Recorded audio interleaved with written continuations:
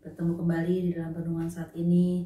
Biarlah terlebih dahulu kita berdoa dulu untuk renungan firman Tuhan pada pagi hari ini.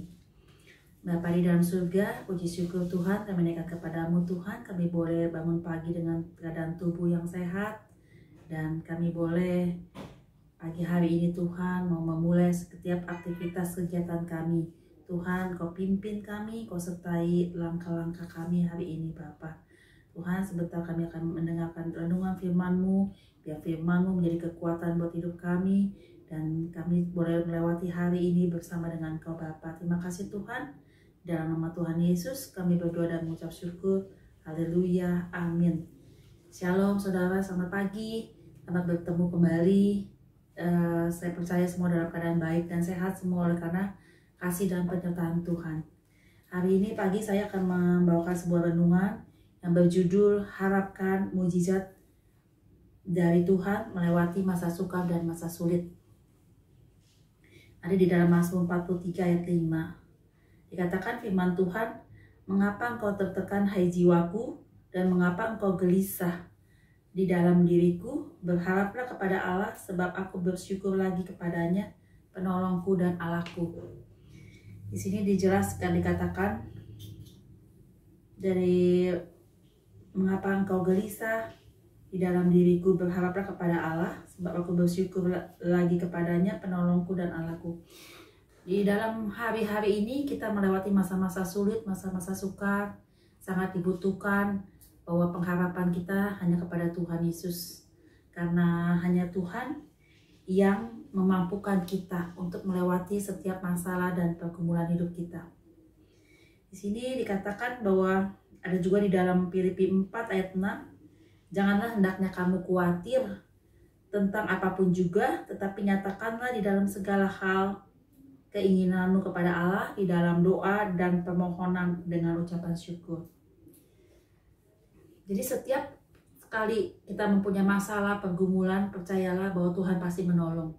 Dan percayalah bahwa Tuhan pasti menolong menurut waktunya Tuhan. Kadang-kadang kita menginginkan waktu yang cepat Tuhan menolong kita, Tuhan menjawab doa kita. Tapi Tuhan mempunyai waktu yang terbaik sendiri untuk menolong kita. Dan di sini kita boleh melihat bahwa setiap orang mempunyai masalah pergumulan masing-masing, dan cara Tuhan pun menolong masalah kita keluar dari masalah itu juga berbeda-beda.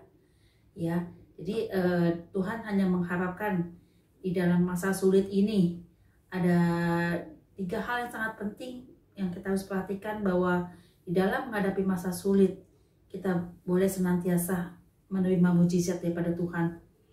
Yang pertama adalah Tuhan menginginkan kita jangan hilang iman.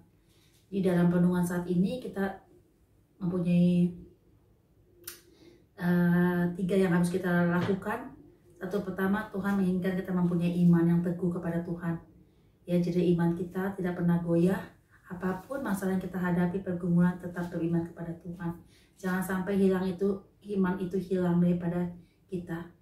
Meskipun kadang-kadang kita menghadapi setiap masalah, kalau kita melihat kok Tuhan tidak menolong kita, Tuhan tidak seolah-olah tidak menolong kita, tetapi percaya Tuhan lagi melihat iman kita sampai seberapa. Tetap percaya kepada Tuhan bahwa Dia sanggup menyelesaikan masalah kita. Kadang kita timbul keraguan, kita timbul tidak percayaan kita timbul keraguan kita. Tapi di sini Tuhan menginginkan kita tidak hilang iman. Kita jangan hilang iman yang Tuhan kirimkan. Kita terus berharap kepada Tuhan, terus mengharapkan mujizatnya di dalam hidup kita. Ya, jadi terus menghadapkan dan terus berdoa kepada Tuhan, percaya sungguh-sungguh bahwa Dia pasti menolong kita. Jadi pertolongan Tuhan juga berbeda antara masalah satu orang dengan orang yang lain. Cara Tuhan menyelesaikannya juga berbeda-beda. Dan pergumulan setiap manusia tidak ada yang sama. Dan kalau kita boleh melihat bahwa sebanyak kesaksian saya juga melihat ya, bahwa pertolongan Tuhan itu sungguh luar biasa. Apa yang saya harapkan, saya hanya mempunyai iman kepada Tuhan. Saya percaya sungguh-sungguh bahwa Tuhan pasti menolong setiap masalah saya dan pergumulan masalah kami. Kita terus jadi berharap kepada Tuhan, jangan kita goyah. Apapun juga mau seberat apapun juga tetap mempercayai Tuhan, karena hanya Dia yang sanggup menolong kita, karena hanya Dia yang sungguh-sungguh bisa menyelesaikan, membawa kita kepada jalan keluar.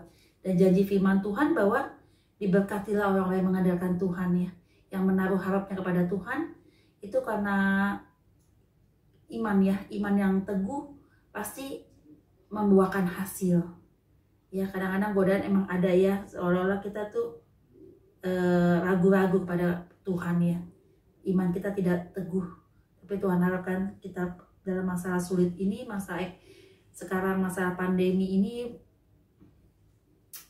begitu orang tercekam ya, takut, hilang iman ya. Jadi kita sebagai anak Tuhan yang percaya terus berharap, terus kita memperjuangkan iman kita ya. Yang kedua di sini dikatakan jangan menyerah ya. Biarlah Tuhan menginginkan kita mempunyai mental seorang pejuang untuk tidak pernah gampang menyerah. Jadi kalau orang-orang yang bertahan itu adalah orang-orang yang diberikan kemampuan dan kekuatan pasti. Tuhan menginginkan tuh kita tetap berjuang ya, apapun yang kita alami kita nggak boleh pantang menyerah. Jadi kita harus seorang pejuang yang akan mengakhiri pertandingan kita ya. Jadi kalau seorang pejuang tuh meskipun tantangannya di depan banyak, meskipun berat, meskipun apa, dia tetap maju terus, pantang mundur. Bersama dengan siapa? Bersama dengan Tuhan. Tentunya kita harus meminta kekuatan daripada Tuhan, kemampuan Tuhan untuk Tuhan memberikan kita kemampuan untuk kita bisa menghadapi masalah kita. Dan terus mengucap syukur ya, percaya kepada Tuhan sungguh-sungguh. Dan terus mengucap syukur. Di sini ada itu Tuhan juga menginginkan kita semangat terus. Nah, semangat ini harus dibangun dari diri kita sendiri, saudara ya. Karena kita tidak boleh terbawa oleh situasi sekitar kita, di mana kadang-kadang malah melemahkan semangat kita. Tetapi hendaklah bersemangat di dalam Tuhan dan di dalam kehidupan kita sehari-hari. Karena semangat itu seperti imun tubuh ya, yang membawa kita, iman kita terus naik ke atas kalau kita hidup dengan penuh semangat. Dengan kebalikannya ya, kalau kita patah semangat, apa itu akan seperti dikatakan mengeringkan tulang-tulang ya. Jadi bagaimana membangun hidup yang bersemangat, bergaulah dengan orang-orang yang penuh dengan semangat, yang sering memberikan kata-kata motivasi, yang sering memberikan kata-kata yang menguatkan kita. Itulah ya betapa penting semangat hidup orang itu, terutama kita di dalam Tuhan harus penuh dengan semangat ya, dan selalu mengucap syukur. Ada juga di dalam sini renungannya, ada di dalam Amsal 18 ayat 14 dikatakan bahwa orang yang bersemangat dapat menanggung penderitaannya, tetapi siapa akan memulihkan semangat yang patah. Jadi betapa pentingnya semangat ya, di dalam apapun juga, dalam kita bekerja, di dalam kita apapun juga, lakukanlah dengan penuh semangat ya. Dan juga dikatakan dalam Amsal 16 ayat 24, perkataan yang menyenangkan adalah seperti separut sarang madu, manis bagi hati dan obat bagi tulang-tulang. Jadi setiap hari kita harus memperkatakan perkataan hal-hal yang positif, hal-hal yang membawa pikiran kita semakin ketarik ke atas kepada Tuhan ya. Semakin berpikir positif dan jauhkanlah pikiran-pikiran yang negatif. Dan kita harus memperkatakan perkataan iman, seperti perkataan profetik ya, dimana itu akan menimbulkan dan menimbulkan suatu hal bahwa kepercayaan semakin teguh ya, bahwa perkataan yang positif itu yang kalau kita lakukan terus berulang-ulang, dan itulah yang akan terjadi dalam hidup kita. Sebaliknya kalau perkataan negatif yang tidak kita inginkan tetapi kita ucapkan, itu yang akan datang kepada kita. Jadi mulailah dengan perkataan yang positif dan mempercayai Tuhan sepenuhnya. Terus mengucap syukur buat apapun yang Tuhan kerjakan di dalam hidup kita. Kadang-kadang permintaan doa kita nggak sesuai dengan kehendak Tuhan. Kita selalu kadang-kadang kita keinginan kita yang maju ya. Tapi kembali lagi, apapun yang kita minta kepada Tuhan, mintalah dan biarlah kehendak Tuhan yang jadi. Jadi setiap orang pasti mengalami ujian dan masalah yang berbeda, dan pasti pertolongan Tuhan pun pasti berbeda. satu dengan yang lainnya.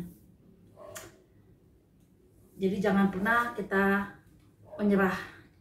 Dan yang ketiga, Tuhan katakan kita harus mempunyai hikmat juga ya di dalam mengelola berkat Tuhan, yaitu kita jangan boros. Jadi mulailah pandai-pandai mulai saat ini dalam masa sulit dan masa sukar ini, mulailah kita memilah-milah mana kebutuhan yang penting dan yang kurang penting, hendaknya bisa dikesampingkan. Jadi dikatakan masa sulit ini adalah masa benar-benar kita diproses untuk bisa kita benar-benar mengelola berkat Tuhan, untuk kita dapat pergunakan sebagaimana mestinya, dan kita boleh mengkaji lagi keperluan yang utama dan keperluan yang tidak terlalu penting. Kita bisa mengatur, memanage keuangan yang daripada berkat Tuhan yang Tuhan berikan buat kita semua. Hendaklah kita sebagai suami istri, satu keluarga bisa bekerja sama, bisa bergandeng tangan, dan juga bisa mengelola berkat Tuhan dengan baik. Berkat yang Tuhan percayakan kepada kita. Dan biarlah renungan hari ini boleh menguatkan kita. Jadi ada 3 poin di mana di dalam kita mengharapkan mujizat kepada Tuhan. Yang pertama, kita tidak boleh hilang iman, tetap bergantung dan percaya kepada Tuhan bahwa pertolongan Tuhan pasti datang. Pasti datang bagi anak-anak yang percaya dan sungguh-sungguh setia kepada Tuhan, taat dan setia. Pasti pertolongan Tuhan datang. Janji firman Tuhan. Yang kedua, kita pantang menyerah. Kita tidak boleh menyerah, kita tidak boleh berputus asa. Yang ketiga, biarlah kita boleh